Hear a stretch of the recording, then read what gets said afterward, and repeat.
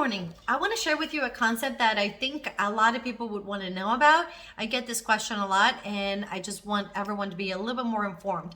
Whether you've bought a house or you're in the middle of buying a house or you're thinking about buying a house, this is a concept that you have to understand before you commit to a lender and an interest rate. And this is called the anti-steering.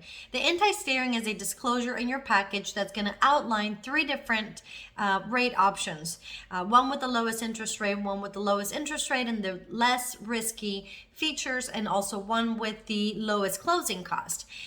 In an example like this that I'm about to show you, I'm going to show you how you can utilize the interest rates to help with your closing costs, because if a lender gives you an interest rate, that doesn't mean that that's all you have available to yourself. You do have the ability to obtain a higher interest rate from that point on, or even something lower, but it's going to be based on whether or not you want to pay extra money or get a lender credit back as a result of choosing a higher rate than what the market offers you. Let me show you this form. So this is what we would call a closing cost worksheet. And you have two different options here. On the left-hand side, you have an option that shows 4.875 interest rate, APR 4.953. This isn't an actual client, but for privacy purposes, we had to block the information for the client.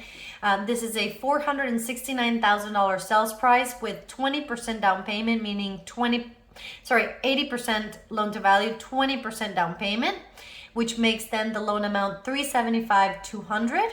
Okay, if you notice on here with this interest rate, 4.875 and a 30-year mortgage, we just locked this in on last week, there's no lender credit, right? A lender credit isn't an immediate thing or something automatic that happens. A lender credit is usually tied to that interest rate, and what a lender credit is oftentimes is a additional revenue that is given back to the borrower that is connected to selecting a higher rate than what the market offers on that day.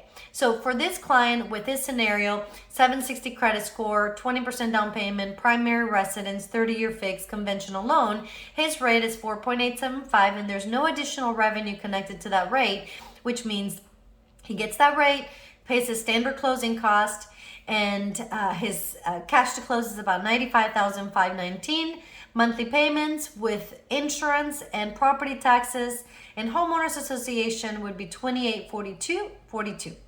In this example over here, I'm showing you how this client can select a higher rate if he chooses to, which is the 5.375 with an APR of 5.456, right? Same terms, 80% loan to value, 469 sales price, loan amount $375,200.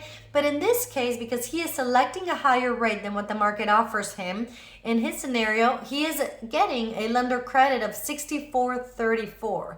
So this $6,434 helps pay for his closing costs, or a portion of his closing costs, reducing his total cash to close to $89,136.50.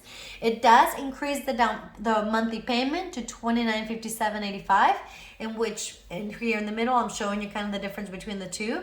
The rate of 4.875 versus 5.375, the payment is $115.43 higher per month.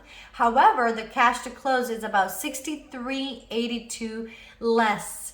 So if you are looking in which you need help with closing costs and the seller is not able to help you with closing costs, you can choose to select a loan this way. Select a little bit of a higher interest rate as long as you can afford the monthly payment and you're comfortable, with your budget. If the assistance is more needed in the cash to close, this is a good alternative. It's a good way to structure your loan, and it's important that you know that you have those options. So anyway, Patti Contrasto, broker at Boxwood Mortgage. My number 713-387-9521. Let me know if I can help you with anything.